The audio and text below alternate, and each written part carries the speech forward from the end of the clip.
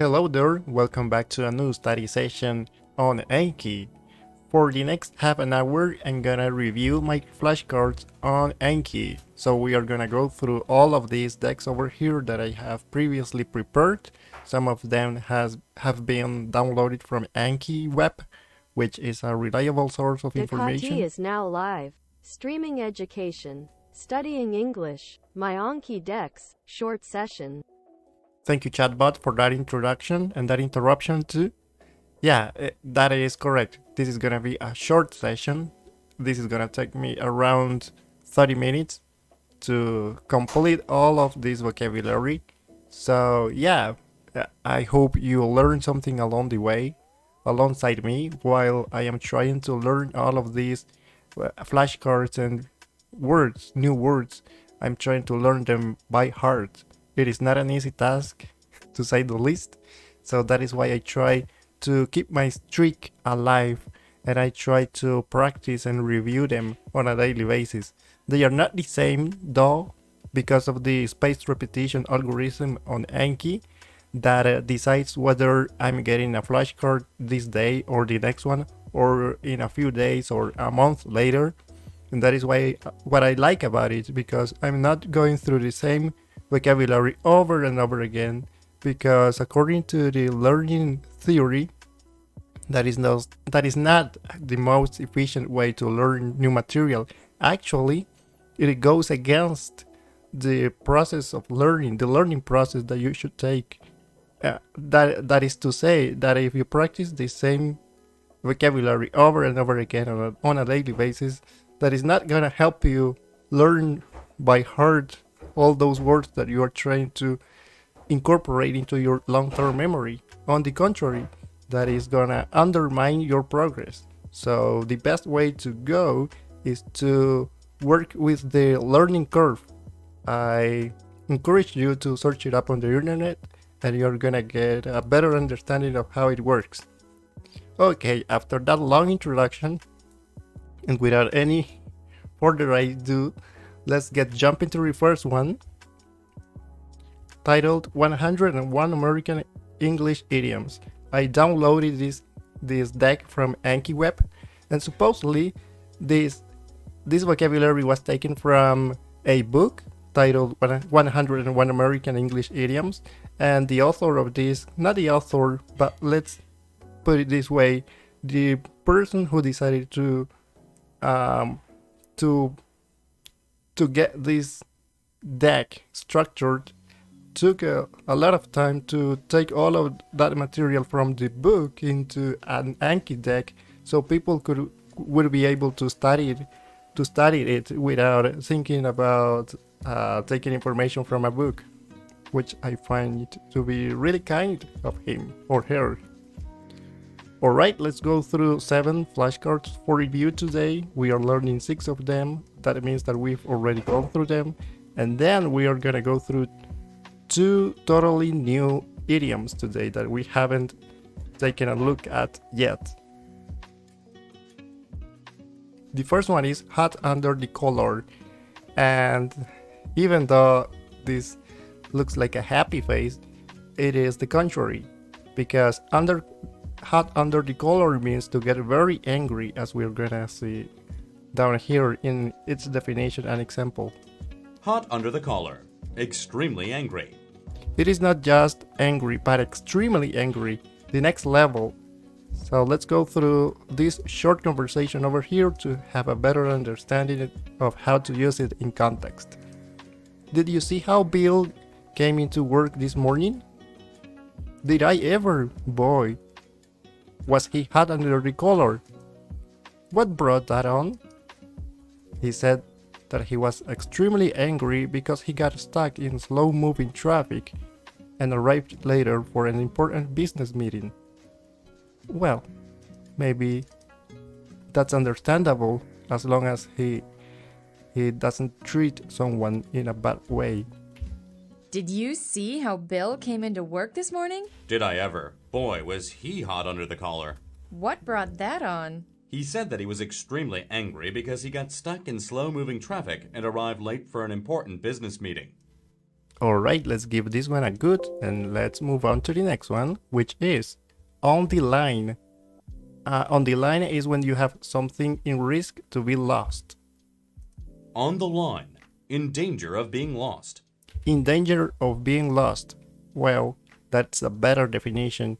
And since I am having some troubles to remember this definition and to recall it from my memory, I'm gonna click on hard to get it back at tomorrow's study session. But first, let's go through this example and listen the audio clip after. Lately, Tom's been more conscientious about the accuracy and quality of his work with the company. He was warned that his job was on the line because of his lack of concern for his duties. When Tom was alerted that he was in danger of losing his job, his job was on the line. And it is important to take into account this preposition over here, over there, because believe it or not, prepositions are one of the most difficult topics to master in English and one of the most easy topics to mess up with when you are in a conversation. So it is important to understand first and then learn the prepositions for every idiom. So as you can see here, its definition says in risk using the preposition in, but the actual idiom starts with the preposition on. So here in the example we have both of them. How to use this idiom in context and its definition on the second part of the paragraph. So lately Tom's been more conscientious about the accuracy and quality of his work with the company. He was warned that his job was on the line because of his lack of concern for his duties. When Tom was alerted that he was in danger of losing his job, he began to take his obligations with the company more seriously. Let's click on hard, as I said before. The next one is one that I've been dealing with for the last few days because it's pretty difficult to remember. On one's last legs. That is to say, when you are like when your results are not that good, or when you are in the last part of your career. That is the meaning, but it's difficult to remember the meaning or the definition given down On here. one's last legs. Sick and failing. Sick and failing. Poor Mike. He was one of the greatest musicians I've ever known. But when I saw him the other day, he looked like he was on his last legs. Okay? He looked like he was sick or like he was failing. Not failing. I think that in this case, the best way to describe how he looked like is that he looked like he was sick. He looked like he was on his last legs. Just about to retire or just about to die. We don't know. Yeah, he hardly plays anymore. What made him give up his music? Apparently, he lost confidence in himself at some point in his career, and he's been sick and failing ever since.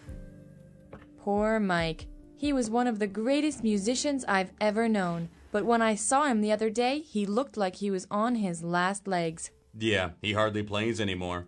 What made him give up his music? Apparently, he lost confidence in himself at some point in his career, and he's been sick and failing ever since. Alright, let's click on hard again to take a look at it one more time at tomorrow's study session. And then I was thinking about giving you an example of one time where I have been in this situation or I have seen someone on their last legs. But I'm not sure. Maybe I could remember the situation, not a name, not a specific team, but I remember some soccer players in my country who were on their last legs, but they were still playing soccer until they were about to retire, or at least even now after getting retired, they continue playing soccer, even though they were on their last legs physically. Not that they were about to pass away, but their physical condition was not in their best. But they continue playing because of maybe their stamina or motivation for doing what I are in love with, I would say, because that's the only way you could go for a sport when you know that you are on your last legs physically. The next one is for a song. We got this one for the first time last night, or in our previous study session yesterday. And for a song means for a very low for a very low price. When you get something for a very low price, you can say that you got it for a song. So yeah, let me think of an example of myself of one time where I got something for a song. I'm not sure, but the other day I were in the mall. I was in the mall and I decided to get a screen protector for my phone, and I went to a kind of counter and I bought a not cheap but worth the price phone case or phone screen protector, and I felt that it was that I paid for a song. Well, I don't know how to use it properly, so let's take a look at its definition and its example to understand how to use it in context. For a song. For very little money. Alright, Sarah, I picked up the perfect chair for the living room the other day. That's wonderful, Sarah says. I know you've been looking for some time. Where did you finally come across what you wanted? I was really quite lucky. I got it for a song. Okay, I got it for a song. So let's say that when I went to the mall and I bought that phone screen protector, I got it for a song. At a little furniture store, he continues, I got it for a song at a little furniture store. I was able to buy it for very little money because the owners of the store were right in the middle of their spring liquidation sale. That was a fortunate situation for him and a golden opportunity. Alright, let's click on good and move on. The next one is make a splash. Wait a minute. I don't remember this one. Make a splash. If I'm not mistaken, its meaning is to be successful and popular. Or to something successful and catchy, something that catches people's attention. Make a splash. Be successful and attract attention. Alright, yeah, that's what you have to take into account when using this idiom, that it has two conditions. The first one is something that is successful, and the second one is something that attracts people's attention. So when you are successful, we can use another idiom that goes when someone was successful in something, we can say, hey, you really hit the jackpot. That is just to be successful, but that doesn't mean that is also catchy, something that is attracting people's attention, just successful for that person. So let me think. Maybe when someone wins the lottery, we can say, well, that was successful and something that attracts attention too. So we can say that is a situation. Let's say that, well, the fact that you won the lottery, that makes a splash. That made a splash. Or so. Let's go through this example first and then listen to the audio clip. Do you remember Andre and Jack? Yes, I do. Weren't they working together on a kind of a novel? That's right. It was finally published, and I understand that it made quite a splash, both domestically and abroad. That's great news. They are both talented and hardworking. It's good to hear that the book was so successful and attracted such a great deal of attention. Yeah. Do you remember Andre and Jack? Yes, I do. Weren't they working together on some kind of novel? That's right. It was finally published, and I understand that it made quite a splash, both domestically and abroad. That's great news. They're both talented and hardworking. It's good to hear that the book was so successful and attracted such a great deal of attention. Alright, let's click on good I mean, on good. The next one is jump the gun. And to jump the gun is to become very exciting till the point that you might reveal secrets or information that you are not supposed to do beforehand. Jump the gun. To be hasty. Yeah, its meaning is to be hasty according to this deck. I added this definition here I took from Google, from the internet, because it also means to act before the proper time. That is to say, to be hasty.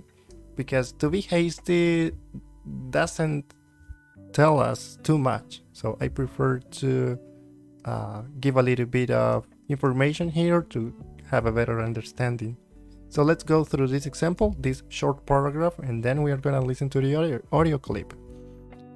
And this paragraph tells us that Denise was planning on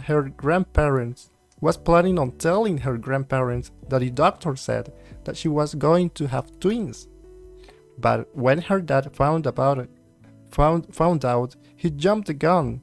He became very excited and told them before Denise could say a word. He was so excited that he became hasty and revealed the news before Denise had a chance to tell them. Yeah, so that is to act before the proper time. So you have to be careful not to jump the gun, because when he found out, he jumped the gun. Alright, let's click on good. The next one is dress to kill. That is to say, to wear your finest pieces of clothing. Maybe because you are going to a formal event or to a party, a wedding, that kind of events. But yeah, that's the meaning. It is pretty similar to the expression dress to... What was the other expression? I'm not able to remember now. Anyway, let's take a look at it. Wear one's finest clothing. Yeah, wear one's finest clothing. I hit the nail on this one. The reception for the new Swedish ambassador at the Renaissance was quite lavish. Naturally, everybody was dressed to kill. Since it was a formal occasion, everyone was dressed in their finest, most elegant clothes. The reception for the new Swedish ambassador at the Renaissance was quite lavish. Naturally, everybody was dressed to kill.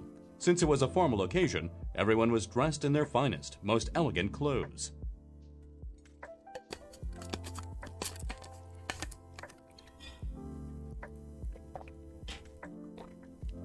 Alright, I was sipping a little bit of water after talking non-stop for 18 minutes.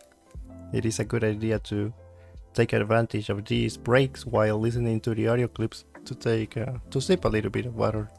Alright, let's click on good and move on. The next one is to bite the bullet. This one means to take action to fix a problem or a difficult situation. Bite the bullet. Endure in a difficult situation. Alright, endure in a difficult situation.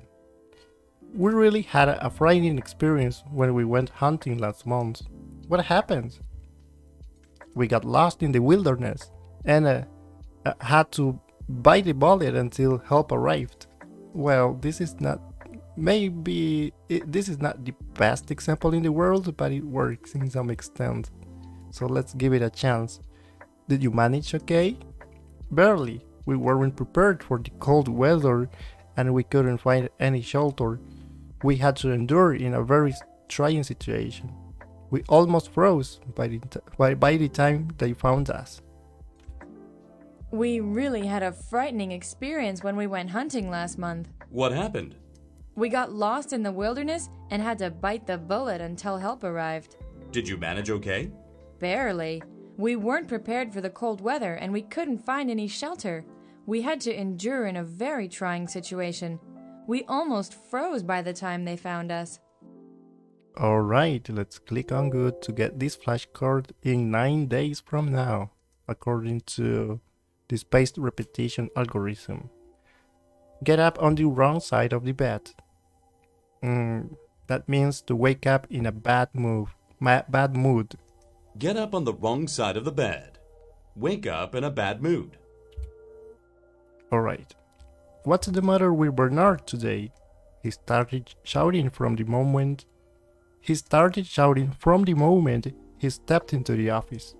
I don't know, the second person says. He usually doesn't act that way at all. I guess he got up on the wrong side of the bed. And then the other person says, just because he woke up in a bad mood is no reason for him to be so cross and to go around shouting at everybody. Hopefully he'll relax as day goes on, and that's what happens most of the time. Amen. What's the matter with Bernard today? He started shouting from the moment he stepped into the office. I don't know. He usually doesn't act that way at all. I guess he got up on the wrong side of the bed. Just because he woke up in a bad mood is no reason for him to be so cross and to go around shouting at everybody. Hopefully he'll relax as the day goes on. Amen. Alright, let's click on good. Pull someone's legs. Wait a minute, pull someone's leg. This is an idiom we use to describe a situation when someone is making a joke, or when someone is playing around with someone. Pull someone's Pulling leg. someone. Fool someone. Exactly. Hey all, I was invited to be a judge for the Miss America beauty pageant. Oh really? Come on, you are pulling my leg. You are kidding. No, honestly. Do you really think that I am trying to fool you with a ridiculous story? Well, you've told me foolish stories before. I can assure you that this one is for real. Okay, let's listen to this fun conversation. Hey Al, I was invited to be a judge for the Miss America beauty pageant. Oh, really? Come on, you're pulling my leg. No, honestly. Do you really think that I'm trying to fool you with a ridiculous story? Well, you've told me foolish stories before. I can assure you that this one is for real. Alright, let's click on good. The next one is straight from the horse's mouth. That is to say, I got the information from the source, from a reliable source, or directly from the person who generated the information. Straight from the horse's mouth. From a reliable source. How did you find out that Jill was engaged? I got information from a very reliable source. You mean Jill told you so herself? That's right, I got it straight from the horse's mouth. Alright, let's listen to this conversation first before we click on good. How did you find out that Jill was engaged? I got the information from a very reliable source. You mean Jill told you so herself? That's right. I got it straight from the horse's mouth. Good. The next one is up one's sleeve. This one is to describe when you have a secret or a hidden plan, a conceived plan that you are and you are waiting for the proper time to reveal it. Up one sleeve. Concealed. Concealed. Alright, Sarah. We know that you are planning something big for Jean Paul's birthday. Mind telling us just what you have up your sleeve? Exactly, this is the way. This is how we should use it. Mind telling us just what you have up your sleeve? Mind you telling us what is your hidden plan, your concealed plan?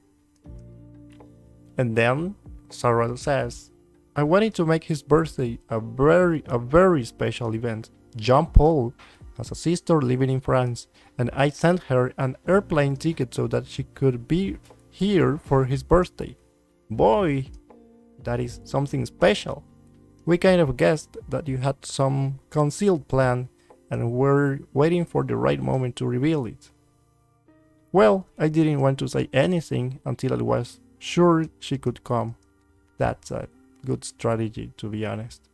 All right, Sarah. We know that you're planning something big for Jean Paul's birthday. Mind telling us just what you have up your sleeve? I wanted to make his birthday a very special event. Jean-Paul has a sister living in France, and I sent her an airplane ticket so that she could be here for his birthday. Boy, that is something special. We kind of guessed that you had some concealed plan and were waiting for the right time to reveal it. Well, I didn't want to say anything until I was sure she could come. Let's click on good and move on.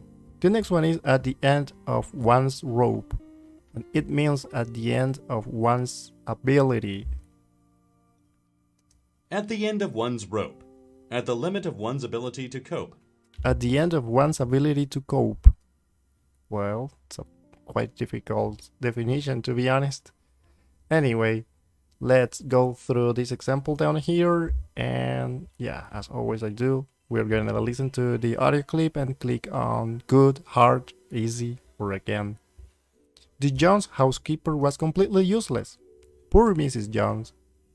Mrs. Jones felt that she was at the end of her rope when she walked into the house and saw the children crying and unfed, dirty dishes in the sink, and clothes strewn all over the place. She had had to leave the house and children in someone else's care while she was off on business. Now that she came back to all of this disorder and disarray, she felt that she had reached the limit of her ability to cope with the situation. Alright, let's click on good. The next one is, and by the way, if you take a look at these numbers over here, the first one indicates the amount of new flashcards or new words, new idioms in this case, that we are getting for today's study session for the first time. So this is a totally new material. Here I haven't gone through its definition, neither nor its example, so I have no idea what this means. Have the world by the tail. No idea, so let's take a look at it. Have the world by the tail. Be successful and happy. Be successful and happy. This is the first time that I hear about this idiom. Indeed. So let's take a look at how to use it in a sentence. Mark finished school at the top of his class, and he was offered an excellent position with an accounting firm. Now he feels that he has the world by the tail. Everything has been working out for him lately, and it's not wonder that he's feeling so successful and happy. Alright, to be successful and happy. Two conditions again. Mark finished school at the top of his class, and he was offered an excellent position with an accounting firm. Now he feels that he has the world by the tail. Everything has been working out for him lately, and it's no wonder that he's feeling so successful and happy. So successful and happy. Let's click on hard to get it back in 12.2 hours from now. And the second new idiom we are going through today for the first time is sitting pretty. Not sure. Do you think this picture over here gives us some idea about its meaning? Because it looks like they are feeling like king and queen. Like people in charge. But I'm not sure. Sitting pretty. In a fortunate position. Alright, in a fortunate position. I heard that Michael and Jennifer got a good price when they sold their house. Yes, they did. Now they are really sitting pretty. They are feeling like in a fortunate position because of that good deal. As a matter of fact, they are thinking of going on a long vacation. I wish I were in such a fortunate position. I haven't had a vacation in years. I heard that Michael and Jennifer got a good price when they sold their house. Yes, they did. Now they're really sitting pretty. As a matter of fact, they're thinking of going on a long vacation. I wish I were in such a fortunate position. I haven't had a vacation in years. Right. As always I do, I'm gonna click on hard because this is the first time that we are getting this flashcard, and I don't want to click on good. I don't want to get this flashcard again too long, just to make sure that I'm getting this flashcard at tomorrow's study session. And that's it. This brings us to the end of the first deck on our list. For the second one, dependent prepositions, we are gonna take a look at the flashcards for today. Depending flashcards for today's study session, but there is none of them. So we are gonna jump into this category over here called objects. The idea is to go through some vocabulary that I gotten from the internet for the sake of learning vocabulary related to objects that I can find around my house and around the office, and some miscellaneous kind of vocabulary that I wanted to learn. Basically, it is made up of a lot of words, nouns that I want to learn, and at some point I felt that I was lacking of.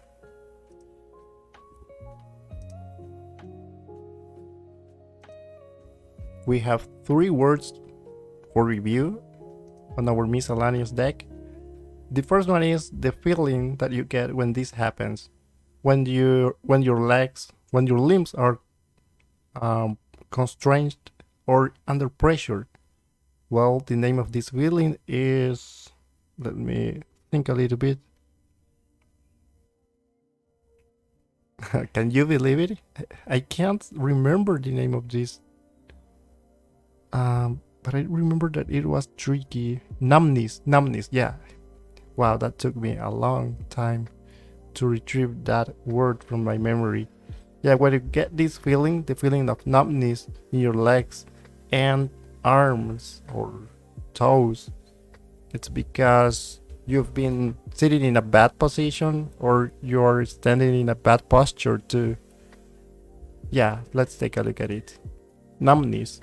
This is a silent B, so that is why its pronunciation doesn't include it, according to the API, the International Phonetic Alphabet. There is an example here. Well, it is a description of the situation. Numbness describes a loss of sensation or feeling in a part of your body. Numbness is in legs and feet. I typed this sentence here just as a reminder of the preposition that we could use after this word, numbness in. Alright, let's click on hard because that was not easy, to say the least. Now, what is the name of this object? These are bolt cutters. Good. Now, I downloaded this image from Google Images because I just wanted to remember the name of an embarrassing situation. Because the other day I made a mistake and I said an ashaming situation when I was in a conversation, when I was telling an embarrassing experience I had back in college, and I used the wrong expression. So I say I need to use the right words to describe what happened. So I decided to create this flashcard on this deck and to hide the answer. Embarrassing experience, like farting among your friends. That's quite embarrassing and they are gonna make fun of you for sure. So I'm gonna click on good. And that's it for this deck. Now we have 2 decks left here. This one is the office objects. And what is the name of these objects? Well, they are office cabinets, if I'm not mistaken. Filing cabinets. Oh my gosh, this is the second time that I'm not getting this answer right. These are filing cabinets. This is a filing cabinet. This is another filing cabinet. So I'm gonna click on hard to get it back in 12 hours from now. And the next one is this object. What is the name of this object? It is called a tape measure. Yeah, it is a tape measure. Let's click on good. This is another kind of tape. This is duct tape. This is duct tape. Good. Here you can see this furniture with some drawers over here. Looks like it is a I don't know how to call this object. It is like an office cabinet. It is another kind of filing cabinet, but I'm not sure. These are office drawers. Okay, so the object we are meant to learn using these flashcards. The objects are these drawers down here. Let's click on good. And that's it. Now we are ready to jump into the last deck, vocabulary related to home objects. We have 6 words for review. What is this? It looks like a towel, to be honest. What is this? Oh my gosh, This is it's a blanket. This is a blanket. That's okay, let's click on hard. What is this? This is an apron.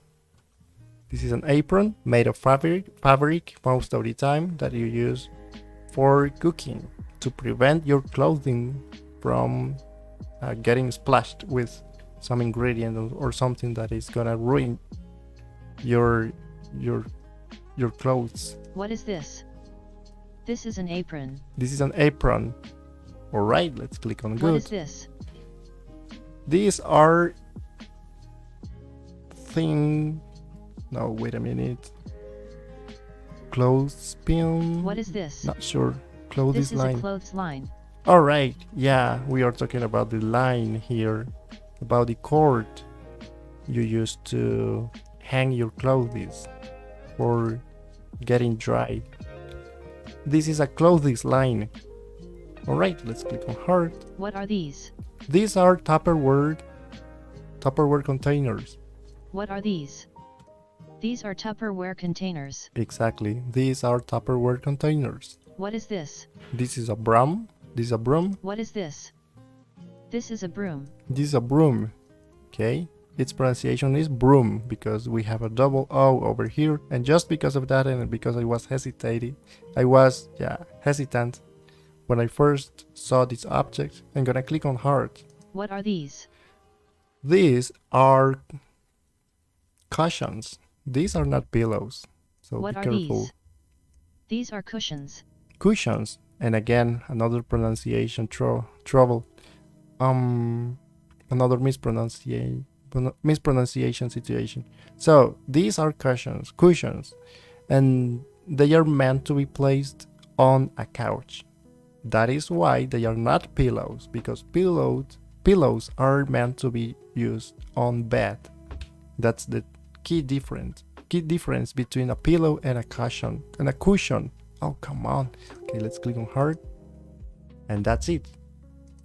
Let's go back. And we are done. We are done with our vocabulary on Anki. Alright, something else that I would like to do before I head out is to close Anki and to open up my vocabulary file. Wait a minute. Where is it? Let's take a look at this folder. Okay, it is not what I am looking for. Okay, let's go here, vocabulary. Here we have vocabulary. Okay, to make a long story short, I'm just gonna say that I gathered all of these phrases, all of this vocabulary, all of these lines of English anchor phrases. That's the best way to describe what this is about. And I did so for the last year. So you can see here that I have 493 lines of phrases, quotes, vocabulary.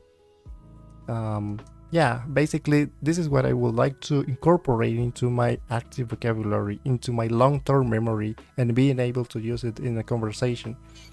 But once you have your file full of vocabulary, the next step is to learn it.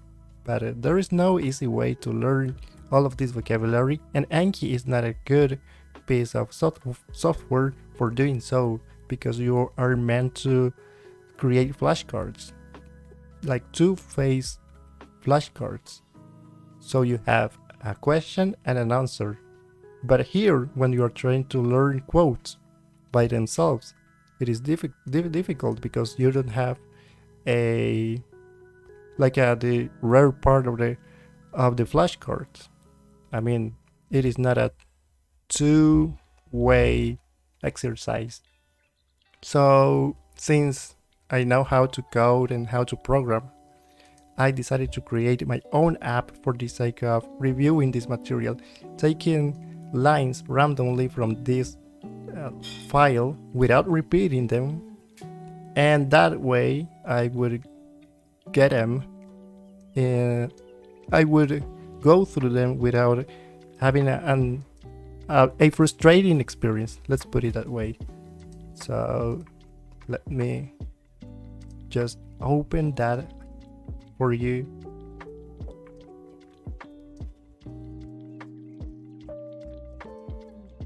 I called it, or I named this app Quick Glance,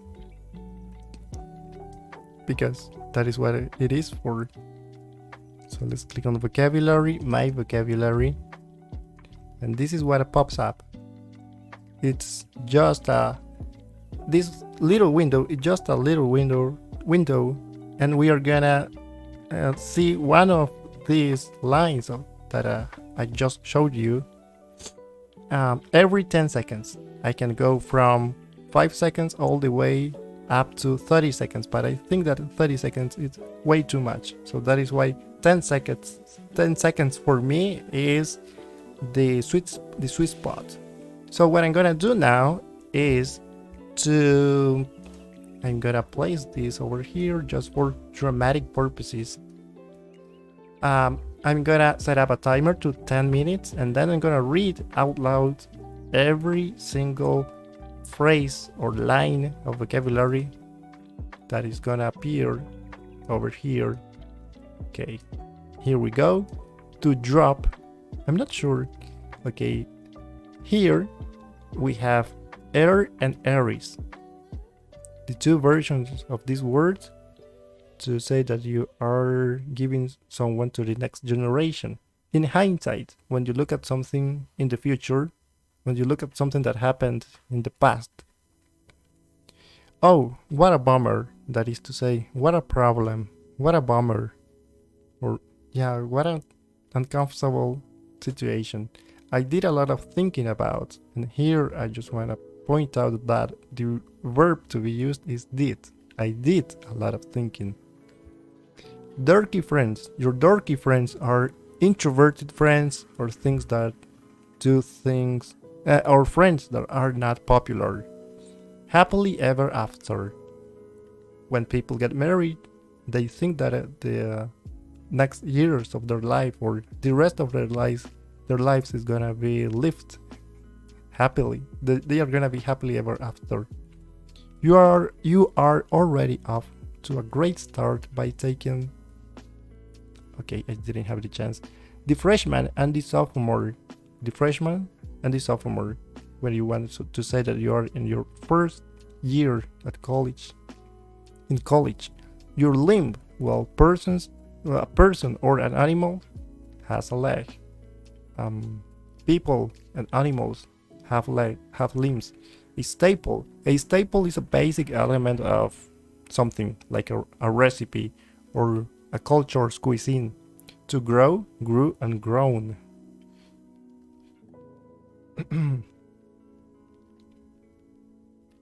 Tell off is to scold someone. When someone is scolded, they were told off.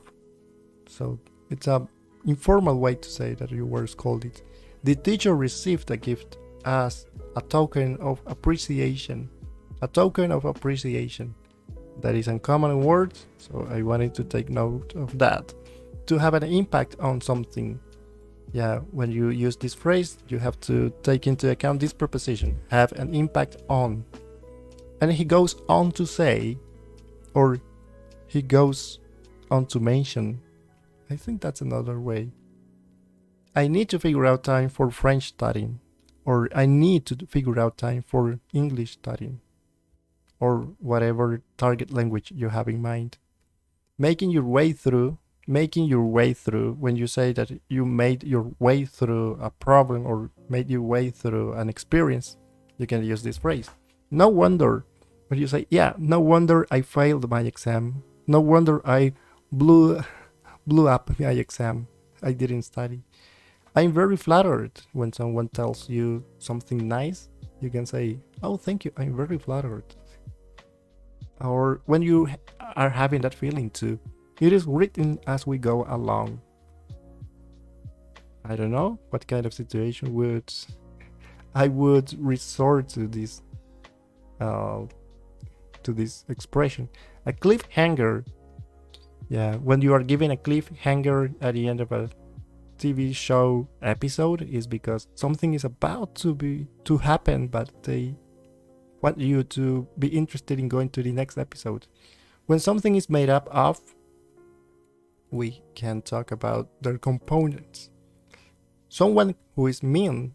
Someone mean is someone rude and impolite. Scolded. And again, we can associate this one with the phrasal verb tell off. We can say that if someone is scolded, someone was told off. In the same page, that is a positive way to say that you think the same. And when you say that you are in the same boat, that phrase has a negative connotation, because that means that both of you are in the same problem, dealing with the same problem. To ramp up means that someone is increasing, that something intensifies.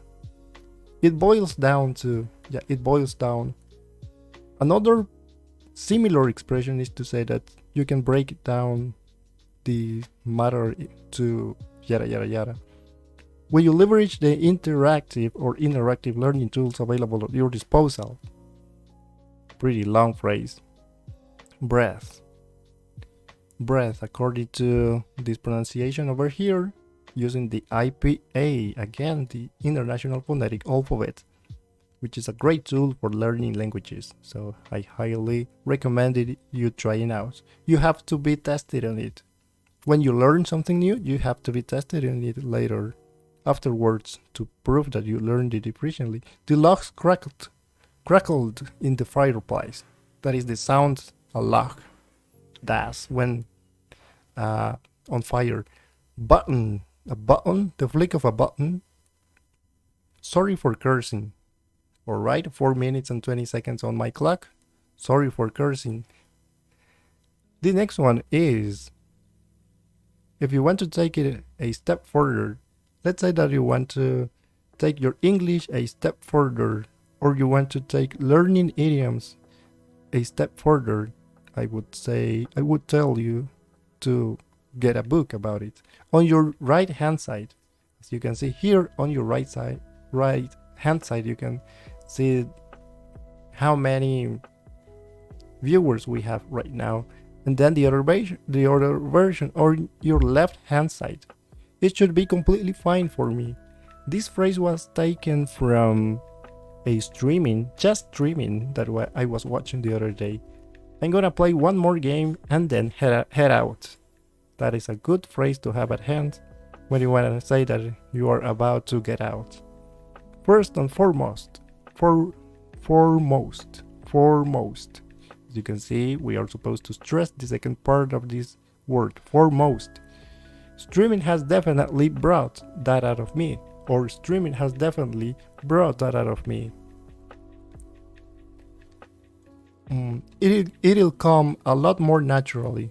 Once you practice several times, it'll come a lot more naturally. That's not the best example, but it works. I can't wait for plus a noun. I can't wait for the concert or an event. I want to try new foods. What do you like to do when traveling? I want to try new food. I want to try Mexican food. That's what puts us in a good mood. And here I made a typo error. Put us in a good mood. Something I am missing out on. Yeah, most of the time we are not aware of what we are missing out on. The next one is resort. When people resort to violence, when something triggered them, they resort to violence. If something happens right off the bat, it means immediately. Let's say that I was walking through the forest and right off the bat after getting in there, a snake bite my foot. Bear with me a second. What was that? Alright. All things come to an end. Remember, all things come to an end. Nothing stays the same forever. On the weekends, when you are talking about something that happens for many weekends, the right preposition is on the weekends. It is tempting to play this. It is tempting to say this. It is tempting to go this way. You can use it in many different ways. 1 minute, 10 seconds on my clock. I could have been able to do so if I had trained more over the weekend. When you do something over the weekend, that means that you did it the last weekend. When you do something on the weekend, on the other hand, it means that you do it regularly over each weekend. And a word is like something that someone wants. Why should I stick my neck out for them? Why should I put myself in a risky position for them? Why should I take the risk? That is the meaning of why should I take my neck out for them? They just say an ATM. Bring forward a meeting means to make it happen earlier than expected. To bring forward a meeting or to put it off. Wait a minute, I need to extend this a little bit. The company spent 2 weeks trying to come up with a catchy slogan for the new campaign. Let me see if I am able to move this a little bit over here. Specially is a word to say that something with has a special purpose. They didn't say when it is coming out. Alright, we are waiting for the next season of Attack on Titans, but they didn't say when it is coming out. Or maybe they did, but I don't remember it. To toss away, like to flip a coin, or to throw slightly, to decide. That's its figurative meaning. Since they are labor intensive to produce, they are expensive. Something that is labor intensive to produce is expensive. Soak up their knowledge like a sponge. Soak up their knowledge like a sponge. That's what children do. A gazebo is a architectural structure we can find in the middle of a park. Yeah, that's the best thing I can think of. The brief explanation is genuine. Alright, it says that it's game over because my timer ran out of time. So I think that it is a good time to get out of here. So I'm heading out. I'm gonna close this file and this app. And after talking for over 53 minutes now, I think it is a good time to head out, for stretching out, for taking a break, sipping more water. And yeah, that's it for now. I hope you have a great rest of the day. Enjoy the rest of the day, and I hope to see you soon in my next study session on Anki and going through my anchor phrases that I've stored in text files while listening to podcasts, watching videos on YouTube, reading books, watching streamings here on Twitch, and the like. So this is my process of getting better at speaking and mastering English, which is not an easy task, to say the least. Alright, have a nice day and see you later. Bye.